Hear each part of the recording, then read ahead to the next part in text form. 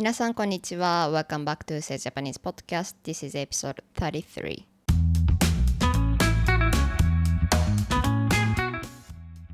今日は始める前に一つお知らせです。3月に開校したSay Japanese School っていう私のオンライン日本語学校が、ずっと開校記念キャンペーンっていうのをやっていたんですけれども、この動画を撮ってる今は7月で、この度皆様のサポートのおかげでサイズが拡大し、先生の数も生徒の数も増えてきたので、そのキャンペーンが終了することになりました。現在サイジャパニースクールには15人くらい先生がいらっしゃるんですけれども、どの先生も本当にたくさんの日本語を教える経験があったり、ビジネス日本語とか日本に住むための日本語とか文法で悩んでる人向けとか、それぞれ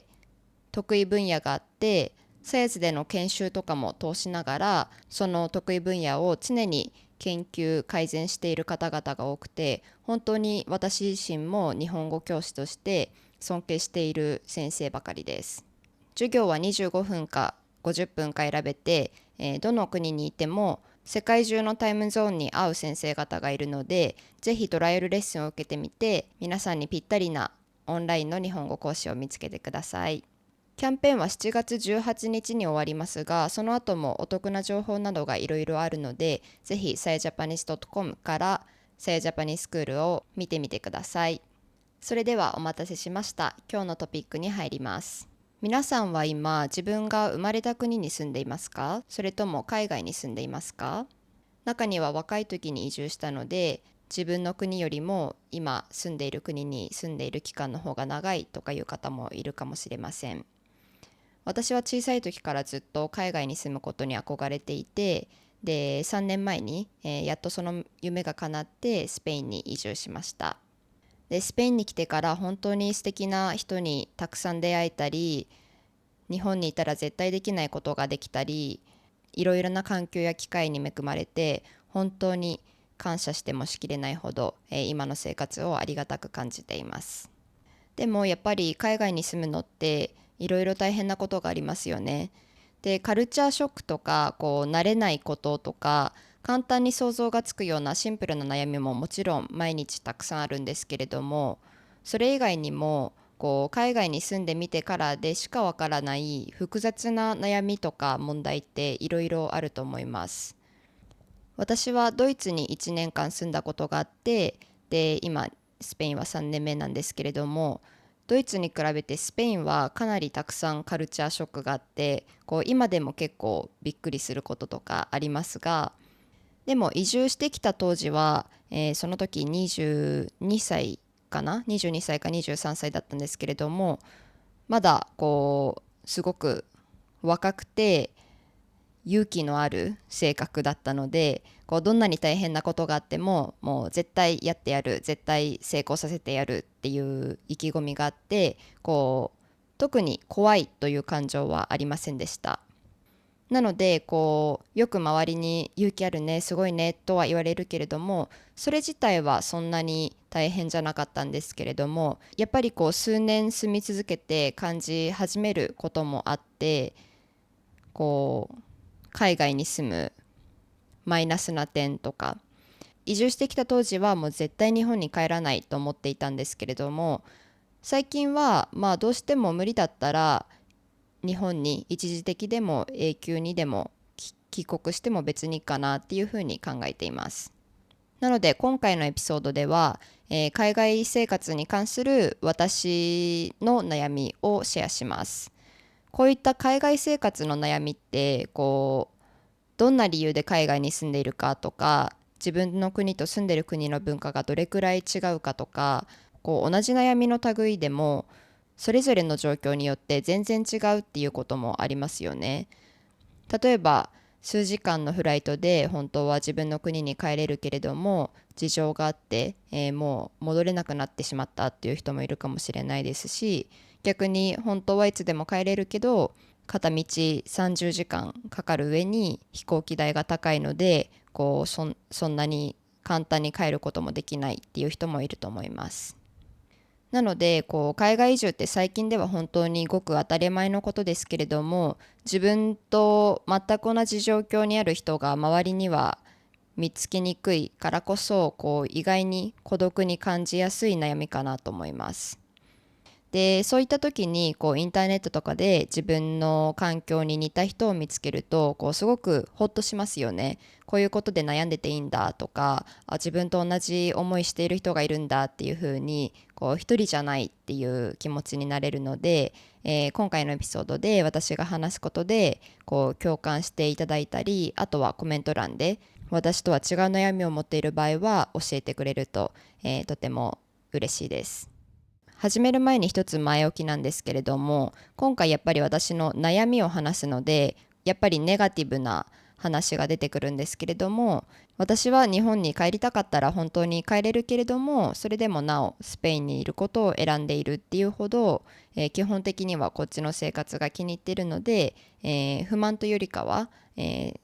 楽しい海外生活だけどそんな悩みもあるんだくらいに聞いてくれると嬉しいです。まず一つ目は、このポッドキャストのタイトルにもしたんですけれども、海外生活している時にしか感じないし、あとは海外生活し始める前はこんな感情を抱くとは思わなかったことなんですけれども、泊まりたいっていう感情がよく生まれます。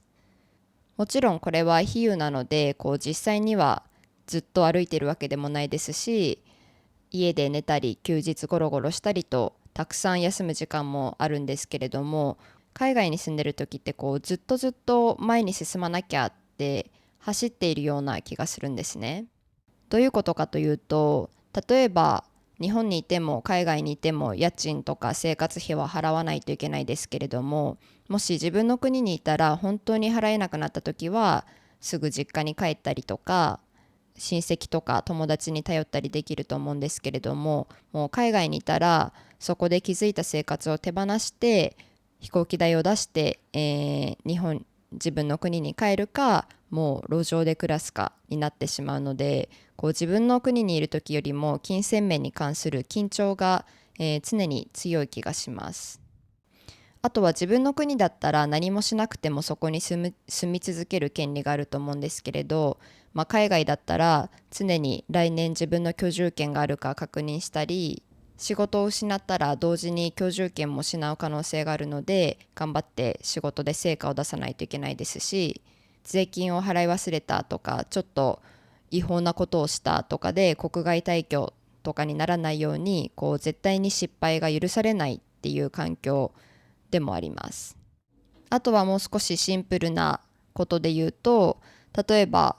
自分の国にいる時って予定なくて暇だなと思ったら実家に遊びに行ったりとか、あとは友達が少なくなってきても学生時代からの昔の友達と何度も会うこともできますし、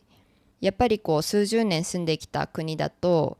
知り合いも多いですし、頼れる人とか場所も多いですし、一人で行けるところもたくさんあるし、すでに知っている場所とかこともたくさんありますよね。で、逆に海外に住んでいる時は、もし友達がみんな旅行とかに出かけて誰も街にいなかったら一人で過ごすしかないですし、周りの人もそこにずっと住み続けているわけではないことが多いので、常に友達関係が不安定だったり、常に新しい人たちに出会ってないと友達がなくなってしまったりしますよね。全体的に常にもう仕事して貯金してどんどん稼いで社交もし続けて居住権も守り続けてという感じで、常にはい次次次っていう精神的に一度も完全に休めない気がするんですね。もちろん自分の国に住んでいてもそういう時は絶対あるんですけれども、なんか分かりますかね。やっぱり自分の国に住んでいる時とは違う不安が常にあります。私はラッキーなことに少なくとも1年に1回は絶対に日本に帰れているんですけれども、海外に住み始める前は日本に帰りたいって思うのは日本の食事が恋しいとか家族が恋しいとかいう時だと思ってたんですけれども、実際に帰りたいって思うのは休みたい、泊まりたいって思う時だと気づきました。一つ目が長くなりましたが、二つ目は、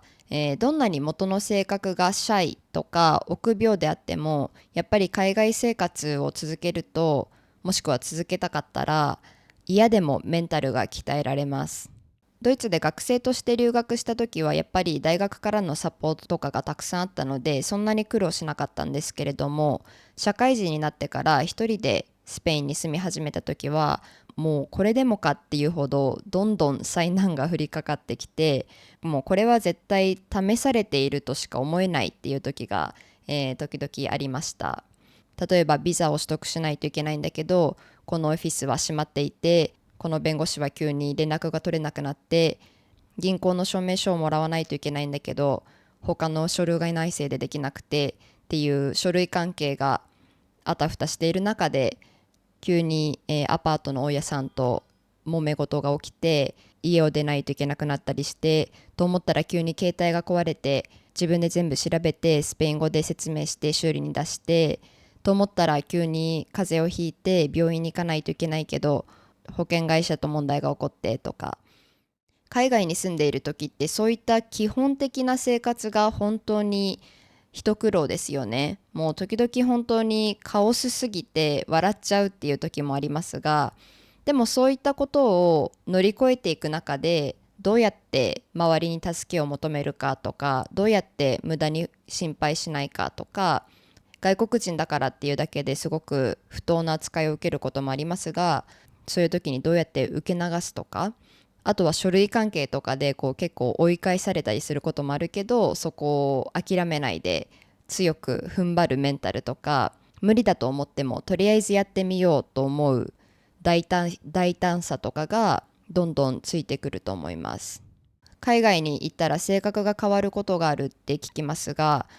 私は一番変わるとしたらこの部分だと思います。もうメンタルが強くなります。